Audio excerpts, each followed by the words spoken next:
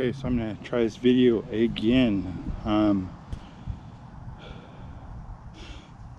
We all know how the algorithm works when it comes to Amazon or eBay or Google or YouTube. Basically, what we concentrate on, what we show interest in, sets a parameter for things that sort of match up.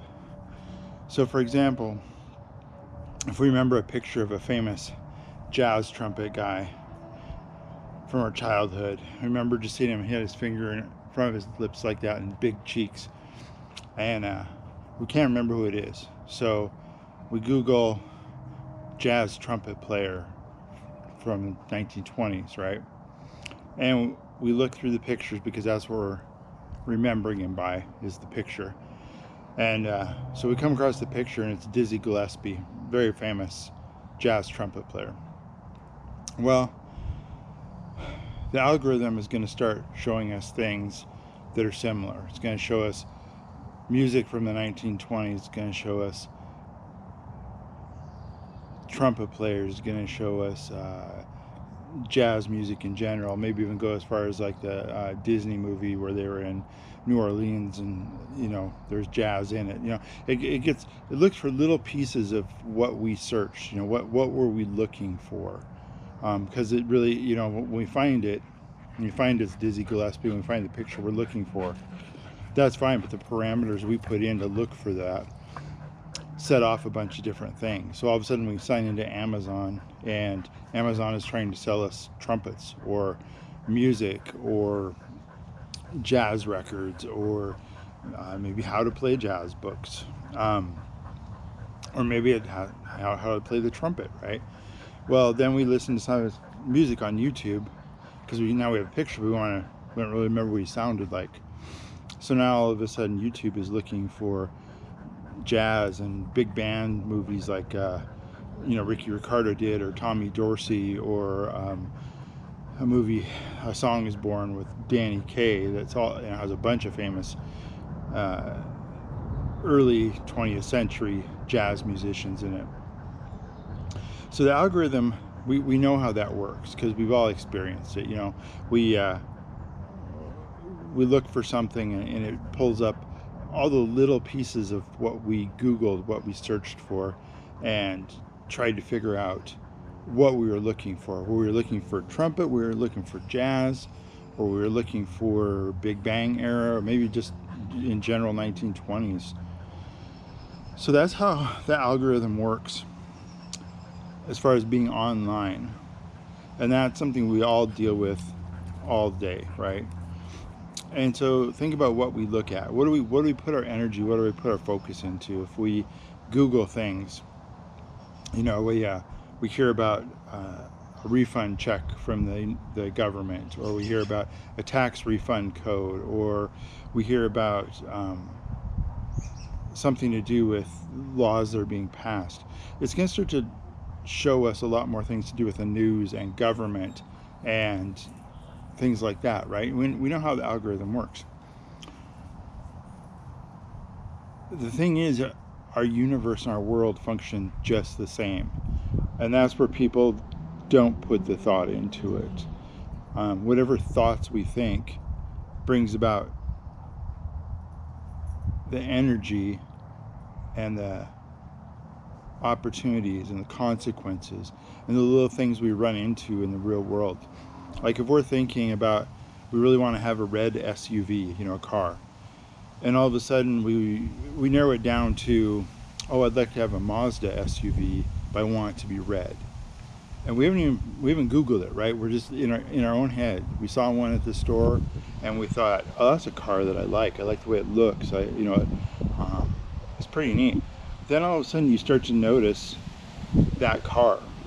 You notice it at that store, and then all of a sudden you see like two of them in traffic that day, and then you see another red SUV that is a Kia, but it's a red SUV, and then we see a Ford Escape, and then we see a Lexus, and then we see a Lexus SUV, and it's not red, but it's an SUV, and then we notice that there's a bunch of Mazda SUVs that aren't red. So that's the algorithm not only in our head, it's our own version of Google in there, but it's also the universe reacting to what you were thinking about. So you start to notice SUVs, you start to notice red SUVs, you start to notice Mazdas in general, if that's what you're looking for.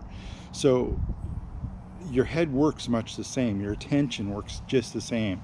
It sets up that same algorithm for what you notice in your world.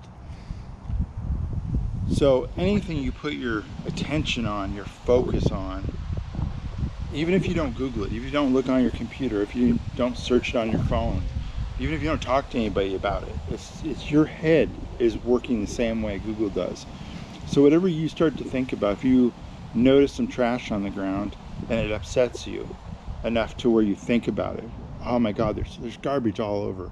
And then all of a sudden you're driving on the freeway and you notice that something fell off the back of a truck, and so there's garbage along the freeway. And then you look up at above the city, if you're near a city, and the air quality looks questionable, right? Pollution. So you have pollution, you have garbage. And so you start to notice it. So your algorithm in your head is telling you what the world is. It's suggesting all these things you should pay attention to. And the world does not give you anything you don't think about. There will always be some sort of frame of reference. And Simon Sinek recently did a thing on this where he said, this is only an inclusion-based unit. The mind cannot not think of something. So even if you say, don't think of an elephant, the first thing you think of is an elephant, so you know what you're trying to not think of, right? Just try it for a second. Don't think of an elephant, right? You had to think of the elephant to not think of the elephant. So the algorithm up here, as soon as you put any words in, enough energy in your head, so the more you try to think of things that aren't an elephant, the more energy you put in. So you think of, oh, rhino. That's not like an elephant, but you're still thinking about an elephant because a rhino is not an elephant. If you think of, I'm going to think of a jazz trumpet guy because that's not an elephant, you're still thinking of not an elephant. Even though you're thinking about a jazz trumpeter, you're thinking about the fact that it's not an elephant. Does that make sense? Are you seeing what I'm talking about here? So anything you think about and you put energy into it, whether you're trying to think of it, like, oh, a Mazda SUV, I'd really like to know more about those, and so you start looking at them, you'll notice them. But also things you don't want to notice. If you put the energy into it, right?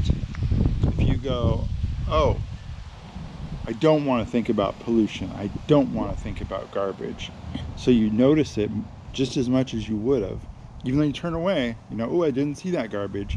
Your words are saying, I'm not thinking of garbage, but your attention is, there's garbage and I'm not thinking about that garbage.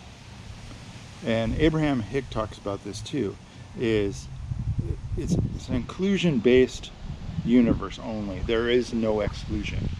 Anything you think about, anything you put focus on, anything you put energy into appears in your world.